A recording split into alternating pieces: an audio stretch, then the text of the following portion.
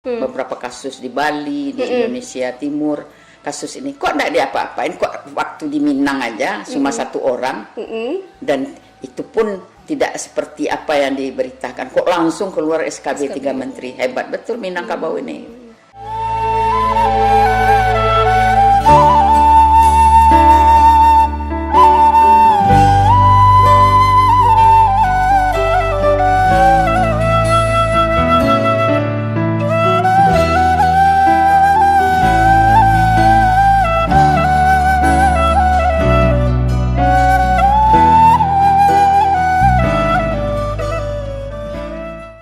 Assalamualaikum warahmatullahi wabarakatuh. Sahabat muslimah Minang Bindu Syariah dimanapun berada, semoga dalam keadaan sehat walafiat dan juga dalam lindungan Allah Subhanahu wa Ta'ala.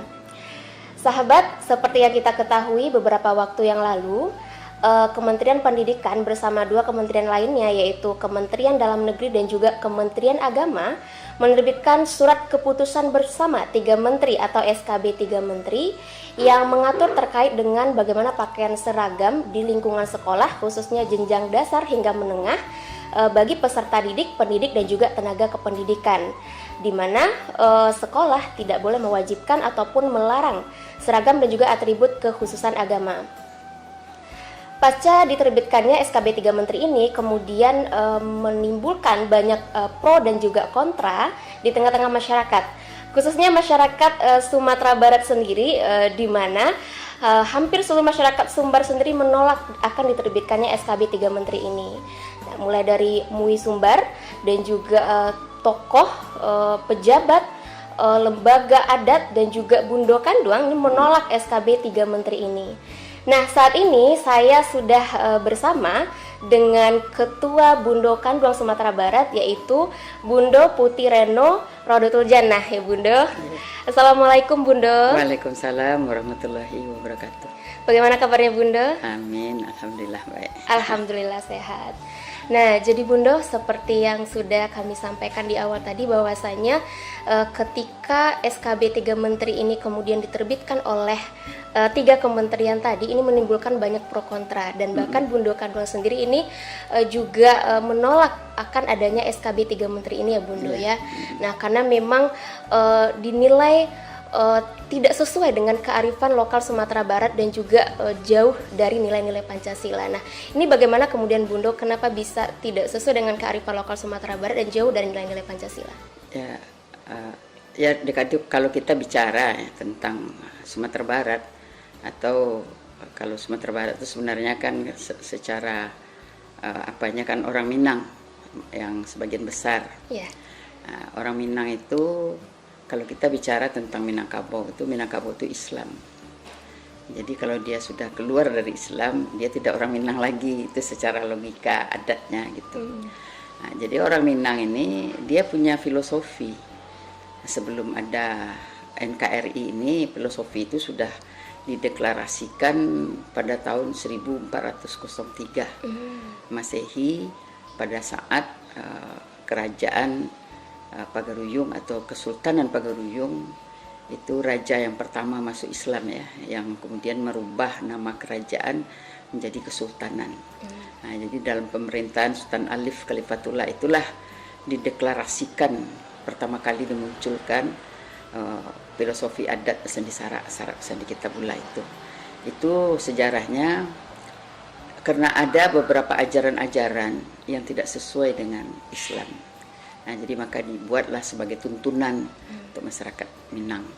Kemudian dalam perjalanan ini disempurnakan, diperkuat terus sampai hari ini. Nah, jadi kalau kita lihat di Minangkabau, antara kearifan lokal itu dengan agamanya sudah jadi satu padu. Sudah istilah orang Minang bekelindan gitu. Jadi tidak bisa dipisahkan.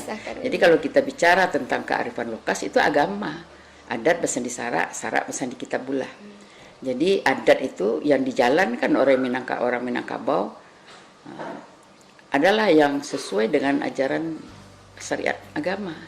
Nah, jadi kalau dalam kita kaitkan dengan SKB 3 Menteri ini, di situ sebenarnya kita agak keberatan gitu. Seakan-akan kalau menurut Bundo itu putusan itu terlalu tergesa-gesa. Bahkan kalau dia orang Minang talonsong. Hanya karena satu kasus ya.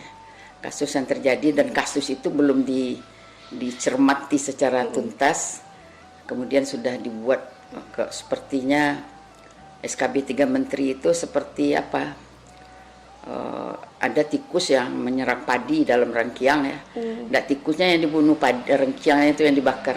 Atau istilah orang Minang menembak manci jo basoka gitu. Jadi tidak cocok lah apanya. Padahal cuma satu siswa siswa dan itu siswi, ya? Itu pun kasusnya kan tidak pernah terjadi. Setahu Bundo udah jadi dosen aja 42 tahun pensiun kan. Belum pernah terjadi baik di SD, di SMP, SMA sampai ke perguruan tinggi. Tidak ada itu di pemaksaan misalnya seperti di perguruan tinggi, tidak ada dianjurkan. Cuma pakaian yang sopan. Tapi karena orang Minang ini ada ajarannya seperti melekat itu, dengan Islam. melekat dengan apanya itu, anak-anaknya tanpa disuruh pun sudah memilih pakaian. Apalagi di dalam SKB 3 Menteri itu tidak boleh mewajibkan, tidak boleh menghimbau pun tidak boleh. Itu kan sudah keterlaluan, masa menghimbau tidak boleh. Nah, taruhlah misalnya anak-anak yang kan pendidikan dasar sampai menengah, itu kan anak-anak yang belum bisa kita bicara tentang hak-hak mereka. Hak mereka itu dipilihkan oleh orang tuanya. Nah ini kan dari KPI perlindungan anak tuh, ini anak-anak, hak anak-anak. Anak-anak itu dalam kalau secara agama itu dituntun, diajarkan. Nah, kalau kita beri kebebasan anak-anak itu memilih, kan kalau dilihat SKB itu kan anak-anak dibebaskan untuk memilih. Anak-anak belum punya dasar sampai SMA itu masih mencari jati diri, dan itu perlu peranan orang tua untuk memilihkan mana yang baik untuk mereka. Termasuk di sekolah. Termasuk di sekolah, di gurunya segala macam gitu. Nah, kemudian dibebaskan apa yang dia pilih nanti. Tentu itu dengan... artinya kalau yang mengeluarkan itu Menteri Pendidikan kayaknya seperti nggak ngerti dunia pendidikan. Gitu. Sama dengan kalau secara agama Islam misalnya ada anak yatim, umurnya di bawah umur belum balik lah. Kemudian ayahnya meninggal. Kemudian mereka meninggalkan harta 100 juta misalnya. Kan belum boleh dikasih ke anak itu. Iya. Itu hak dia sampai dia balik gitu. Nah, itu aturan Islam. Iya. Nah, kemudian kalau anak tidak sholat misalnya sampai umur 7 tahun lah, itu boleh dipukul untuk membiasakan bahwa ini harus gitu. Nah, kemudian itu tidak dibolehkan. Sementara setiap orang tua, kecuali orang tua yang gila ya atau tidak pemahaman agamanya tidak benar, tidak akan melarang. Selalu akan mendidik anaknya mulai dari kecil. Itu sudah dibiasakan tentang pakaian yang sesuai dengan adatnya dan agamanya. Jadi kalau di orang Minang secara agama adat itu kan menutup aurat. Itu jelas itu. Ada juga yang mengatakan kemarin tuh dari Komnas HAM Perempuan kalau Bunda tidak salah. Itu masih masalah aurat tuh masih perdebatan. Apalagi yang mau kita perdebat, baca aja lah surat An-Nur 31, Al-Ahzab 59 tuh udah jelas sejelas-jelasnya. Apalagi kewajiban menutup aurat. Kewajiban menutup aurat. Ada orang Minang secara adat diajarkan pakaian itu menutup, mendinding miang, mendinding angin, mendinding macam-macam lah. Dingin, angin itu macam-macam angin, mungkin angin yang berembus, mungkin angin yang lain-lain gitu. Jadi sama gitu. Nah, ini yang selama ini sudah berjalan demikian rupa, dicoba diporak-porandakan hanya dengan satu kasus yang belum jelas juga. Banyak yang nyimpang-nyimpang. Kalau kita dengar itu di YouTube lah atau di televisi, 44 orang non muslim, 44 orang tuh yang perempuan tuh cuma 23 orang. Satu orang cuma yang menolak itu. Nah, itu pun bisa sebenarnya diselesaikan dengan baik gitu. Nah, jadi itu yang jadi problem. Kenapa kemudian tidak sesuai dengan kearifan lokal? Tapi sebenarnya kalau kita lihat dari Undang-Undang Dasar, Undang-Undang Dasar pasal 18B itu dijamin hak asal usul. Jadi hak asal usul itu apa yang ada di masing-masing daerah. kemudian dalam undang-undang pendidikan juga begitu. Kemudian di dalam kebinekaan, kan kebinekaan itu diakui. Keberagaman. Keberagaman bahwa Indonesia ini beragam. Dan sebenarnya kalau kita lihat Indonesia itu tidak punya kebudayaan. Yang punya kebudayaan itu keberagaman ini. Ada Minang, ada Jawa, ada Bugis, itu kebudayaan Indonesia. Dan Minang sendiri ternyata lekat dengan syariat Islamnya, tadi, dan itu sudah ratusan tahun sebelum ada NKRI. Sebelum ada NKRI sendiri, ini mesti dirubah. Kemudian dituduh intoleransi. Kalau intoleransi itu, kalau Bundo mencoba melihatnya, misalnya orang Jakarta pulang ke Padang. Karena di Jakarta kan biasa orang menstop mobil pakai tangan kiri. Kemudian sampai dia ke sini, kemudian dia stop pakai tangan kiri. Tidak ada yang berhenti mobil. Dia merasa orang Minang tidak toleran. Mana yang siapa yang harus, masa hanya untuk satu orang, semua orang Minang yang sudah punya kebiasaan yang tidak ada masalah kebiasaan itu harus dirubah karena satu orang. Nah, itu yang dianggap intoleran. Jadi melihat persoalan itu terlalu, kalau Bundo seakan-akan memang semacam ada udah niat untuk memukul Sumatera Barat ini. Kelihatannya seperti itu. Nah, jadi seakan-akan Minangkabau ini terlalu ekstrim, terlalu macam-macam. Padahal kita di sini kan aman-aman aja. Nggak ada masalah. Bahkan aturan ini sudah 15 tahun ya Bundo, tapi kenapa baru sekarang? Contoh aja Bundo kan ngajar adat dan budaya Minangkabau di samping mata pokok Bundo kan di pertanian. Itu pilihan. Itu banyak anak-anak non-muslim, anak-anak dari Batak, dari mana-mana memilih mata pelajaran itu. Karena mereka ingin belajar, dan kita juga enak kita bicara, ini menurut Islam loh, ini menurut ini bagaimana menurut apa kamu? Nggak ada masalah. Tapi dibesar-besarkan. Nah, itu persoalannya. Dan itu harus kita perjuangkan. Kemarin kan sebenarnya kan udah DPR, persoalan ini sebenarnya kita sudah dengan DPR sudah mengundang tokoh-tokoh semuanya dalam dengar pendapat ya, waktu tanggal kemarin ini baru. Jadi dari banyak organisasi itu cuma satu yang menyetujui, itu NU. Menyetujui SKB 3 Menteri ini diterbitkan. 3 Menteri itu. Satu. Selebihnya menolak atau merevisi. Jadi sebenarnya kita melihat persoalan ini tidak boleh emosi, tapi coba kita baca betul satu-satu. Kemudian baru didiskusikan. Ya, didiskusikan. Sama dengan Pancasila itu. Pancasila disebut, keberagaman disebut, kebinekaan. Tapi dia tidak paham mana Pancasila itu apa. Soalnya kalau kita lihat Pancasila itu, kalau kita lihat gambarnya ya, itu menarik juga tuh. Kan yang ketuhanan itu, bintang itu kan di tengah, di atas 4 yang lain. Jadi harusnya kita membaca itu ketuhanan yang Maha Esa. Kemudian perikemanusiaan yang adil dan beradab berdasarkan ketuhanan. Persatuan Indonesia berdasarkan ketuhanan. Harusnya begitu. Ini dipisah-pisah sila itu. Apalagi sekarang mau dijadikan eka sila segala macam. Jadi kalau bagi Bunda itu memang harus kita tidak mencari-cari, tidak membuat-buat. Ini sudah merupakan suatu kearifan lokal. Taruhlah kita tidak boleh mengatakan ini kewajiban agama, tapi ini kearifan lokal orang Minang. Nah, kalau kita bicara tentang kearifan lokal berarti itu Islam menurut orang Minang. Nah, jadi kalau kan bisa jadi aja nanti ini kan dunia pendidikan, Menteri Pendidikan dan Kebudayaan, dia tidak mengurus agama, kan macam-macam nanti orang. Oke lah gitu.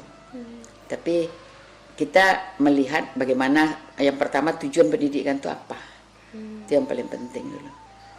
Kalau di mahasiswa memang boleh dibebaskan. Paling-paling kan dikasih contoh aja.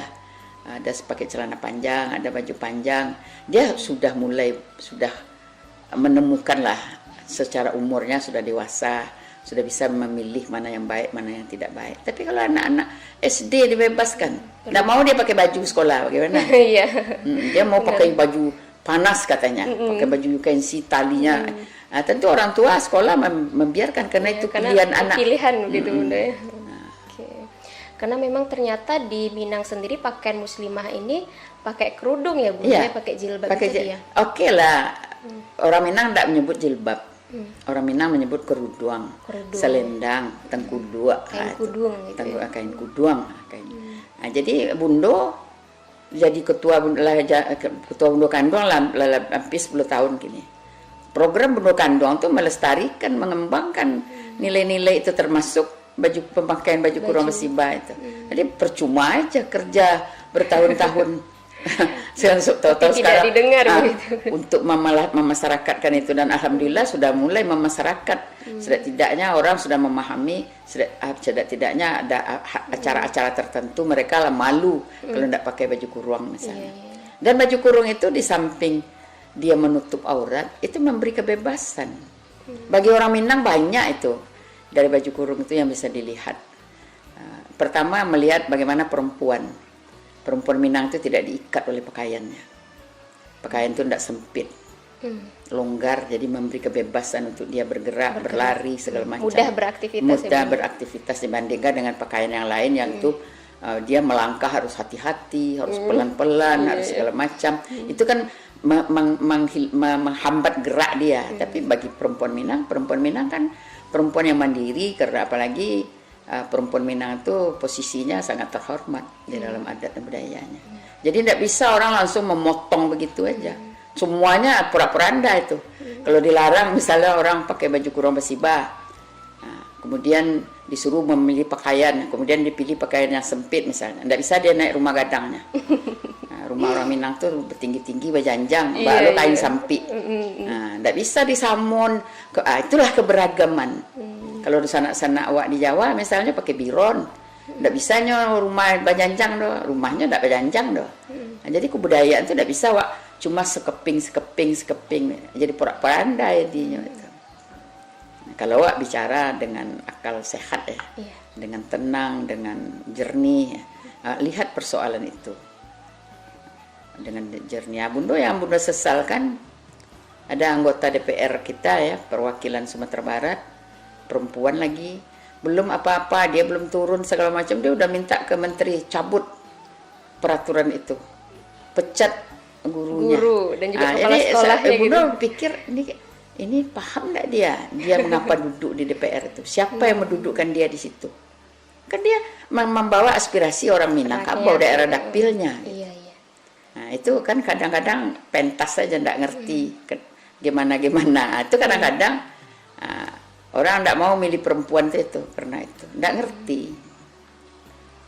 Nah disalahkan orang tidak mau milih perempuan, bukan perempuan semuanya ya, kadang-kadang yang terpilih itu karena macam-macam lah gitu. Tapi itu sangat kecewa, kalau Bundo kecewa. Sangat kecewa terhadap SKB 3 Menteri Bundo ya. SKB 3 Menteri itu. Jadi telongsong,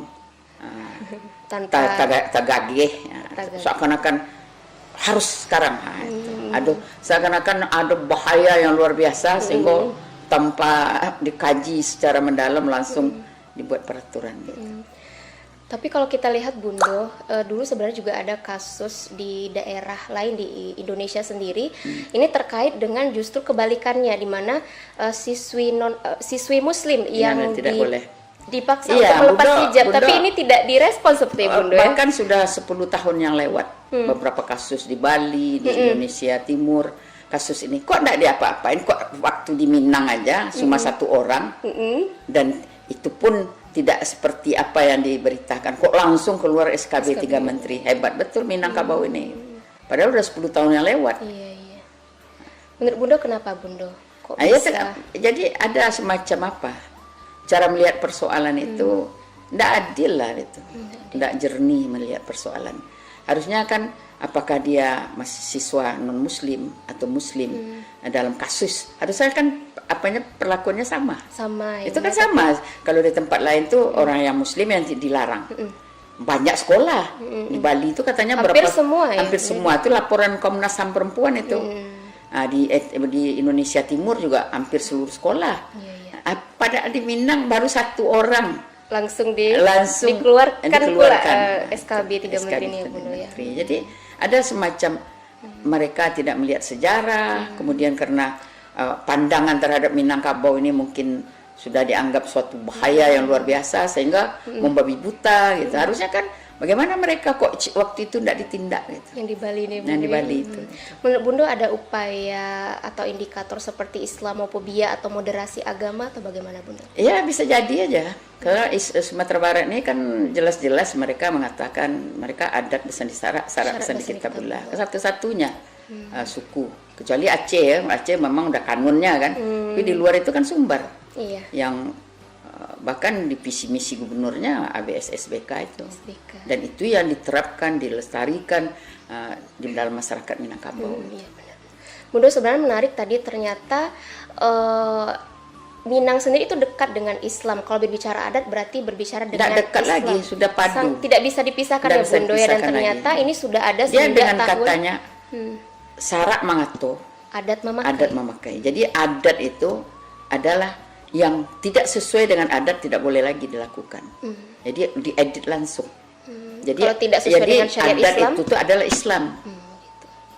Masuk berpakaian. Pakaian Iya. gitu ya, Bunda. Ada juga yang mengatakan, oh kan enggak satu-satu untuk mendidik akhlak beragama itu enggak satu-satunya pakaian. Memang enggak satu-satu, tapi salah satu. Salah satunya. Iya. Termasuk berpakaian ya, Sebenarnya Bunda ya. berpakaian ini yang kita didik dari kecil Kecil ya. sampai dia dewasa. Iya, iya. Berarti menarik juga ya, ternyata sudah ada sejak tahun 1403, iya. bahkan sebelum NKRI Belum ini ada begitu ya Bunda ya. 500 kalau sekarang NKRI 1945 kan. 1945 Ini ya. 600 tahun lebih kurang. Berarti bisa kita bilang justru ini tidak menyelesaikan justru ya Bunda ya, tapi ternyata Menghabiskan. kearifan lokal itu Iya. sendiri ya Bunda ya. Orang Minang mempertahankan, melestarikan, bahkan ya termasuk tokoh-tokoh adat, tokoh-tokoh masyarakat segala macam ingin itu tuh dipertahankan gitu. Dan bahkan pemerintah Sumatera Barat sudah mengeluarkan buku pedoman pengamalan adat Besan di Sarak Besan di Kitabullah. Dan Bunda salah seorang tim penyusunnya. Nah, jadi kan sia-sia aja kerja kita gitu. Sekarang udah, coba bayangkan, nanti semua tidak boleh pakai jilbab. Karena Bebas tidak gitu. harus semua anak-anak buka. Gimana jadinya nanti itu? Atau dibebaskan? Seperti sekolah di luar negeri, ada yang pakai celana pendek, ada yang pakai bajunya pendek, segala macam seperti itu. Apa itu yang kita maui? Nah, itu ditanyakan dulu ke Menteri Pendidikan itu dan Menteri Agama itu. Tapi sekarang sudah berjalan ya Bunda ya, katanya juga pemerintah daerah dan juga sekolah itu diberikan waktu 30 Sampai hari 30 untuk mencabut aturan yang seperti ini. Jika kita tidak punya aturan. Aturan itu adat itu. Adat itu tadi ya Bunda. Tidak ada dibuat-buat itu. Jadi Bunda, untuk harapan dari Bunda Kanduang sendiri bagaimana terhadap SKB 3 Menteri ini Bunda? Apakah kemudian memang dicabut atau direvisi, dan kalau direvisi seperti apa Bunda? Jadi kalau di Bunda, yang pertama pemerintah itu kan memang sudah ada pembagian, ada yang ini diurus oleh pusat otonomi daerah ya, ada yang diurus oleh daerah. Nah, misalnya masalah sekolah aja, misal SMK, SMA itu provinsi, TK, PAUD, SD, SMP itu kabupaten kota. Jadi sudah diberikan kewenangan seperti itu. Sebenarnya tidak ada lagi urusan yang pusat itu ya memberi garis besar aja, karena sudah ada pembagian seperti itu. Kalau tidak, buat apa dibuat seperti itu? Kalau memang dari pusat semua gitu. Dan kondisi lingkungan kan tidak sama masing-masing Daerah. nah, masing-masing daerah gitu. Dan kita di sini tidak ada satupun peraturan yang memaksa orang non-Muslim memakai pakaian Muslim. Itu hanya Anjuran saja ya, Bunda, tidak dipaksa ya Bunda ya. Jangankan untuk orang non-Muslim, untuk anak-anak non-Muslim pun tidak dipaksa, dianjurkan. Tapi karena orang tuanya memilih, dipilihkan oleh orang tuanya, maka orang tuanya menyepakati lewat komite sekolah pakai pakaian Muslim. Bunda takut Bunda ini ada sejarah ya dalam waktu dekat ini. Waktu ada kasus dosen pakai cadar, semua kan menolak sampai diberhentikan. Sekarang semua orang pakai cadar, laki-laki perempuan. Itu bukan suatu kebetulan itu. Sampai sekarang kita mesti dalam rumah pun jarak sekian mesti pakai tutup. Kan sama aja cadar. Nah itu kok betul loh jawab kok. Tuh. Jadi harapan Bundo kan dulu. Iya, harapan Bundo tolonglah yang pemerintah itu sendiri melihat kondisi itu, betul-betul dilihat apa problematiknya. Itu karena dia tidak bisa diseragamkan, itu kebinekaan. Tidak mungkin misalnya orang di Jawa dipaso pakai baju kurung, tidak mungkin. Atau orang awak di Siko dipaso pakai baju kebaya, tidak mungkin. Itu mereka lah punya kearifan lokalnya masing-masing, yang dipeliharanya, dilestarikannya, dikembangkannya gitu. Tapi awak sebutnya Bhinneka Tunggal Ika. Tapi pemerintah kok lebih banyak ke tunggal ikanya. Jadi kebinekaan kok kadang-kadang lupanya. Itu kan dia ingin disatukan. Awak kan negara kesatuan, bukan persatuan. Kalau persatuan ya dilebur seluruhnya menjadi satu. Sama gitu ya. Ya, tapi kalau kesatuan dari berbagai-bagai itu dikumpul menjadi satu, tapi dalam keberagaman.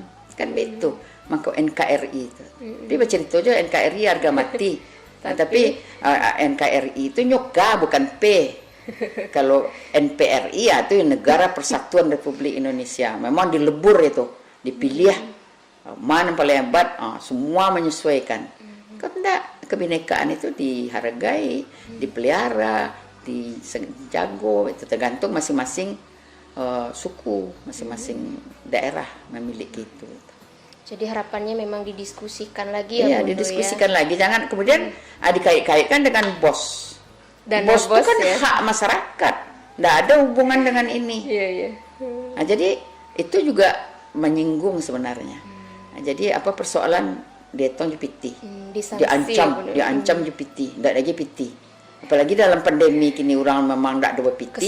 Kesulitan ekonomi, kemudian diancam pula dengan itu. Itu kan momentumnya ndak itu. Makanya tolong berpikir lah, memikirkan rakyat, memikirkan masyarakat, bagaimana perasaan masyarakat.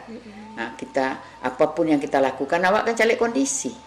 Kalau kondisi dalam bentuk ekwa aja niko di kerajaan menambah uko selapannya orang ndak tertolong masyarakat dari pemerintah dah. Nah, itu dibuat lo persoalan cek lain gitu. Nah, itu harusnya arif lah. Arif sudah tuh cek lain yang pemimpin-pemimpin itulah, atau ini merasakan lah rakyatnya. Nah, jadi kan di situ awak mendengarkan doa aspirasi aja rakyat. awak kan. Pemimpin tuh ya yang sidik, amanah, petona dan tablik, dan betul-betul memperjuangkan hak masyarakat untuk menaikkan harkat dan martabatnya. Nah, bentuk ini kan tidak pikiran loh. Sementara anak-anak sekolah kok untuk nyopai sekolah saya susah. Apalagi diancam dengan diancam tidak lagi dana bos. Itu juga sekolah.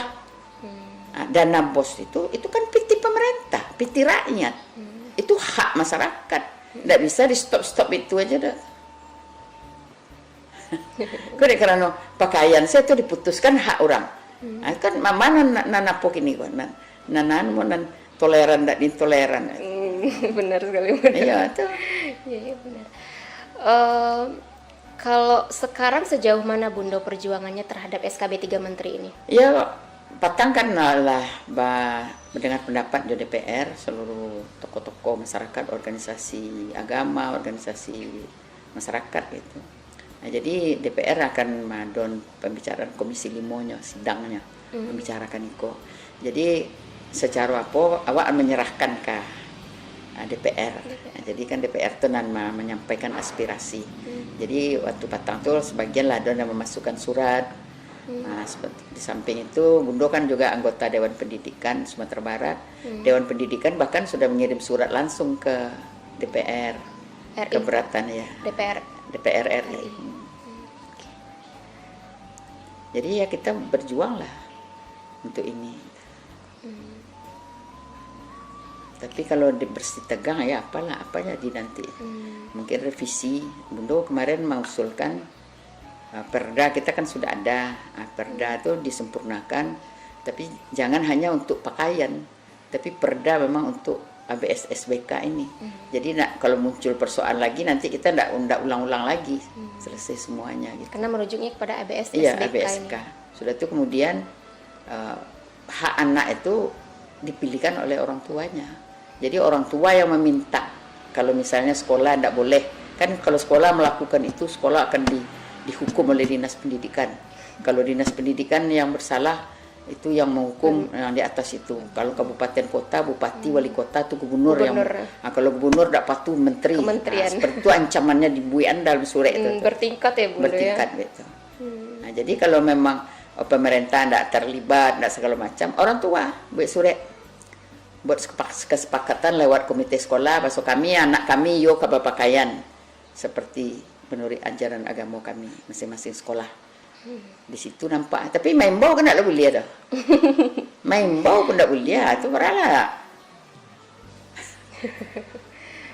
Berarti memang dibiarkan sebebas-bebasnya. Sebebas-bebasnya. Itu kan justru sekuler lagi ya. Sekuler jadi. Sekuler mula malah menyebut. Sahabat, demikianlah diskusi kita hari ini dari tim Muslimah Minang Dindu Syariah bersama Ketua Bundo Kanduang Sumatera Barat, Bundo Putih Reno Raudatul Jannah. Semoga jadi harapannya kita ke depan tentu SKB 3 Menteri ini difikirkan lagi oleh pemerintah pusat, dan memang pemerintah pusat sendiri mendengarkan aspirasi masyarakat Sumbar, karena memang pemerintah sendiri dipilih memang untuk mendengarkan aspirasi rakyat tadi. Terima kasih banyak sudah menonton video ini. Wassalamualaikum warahmatullahi wabarakatuh.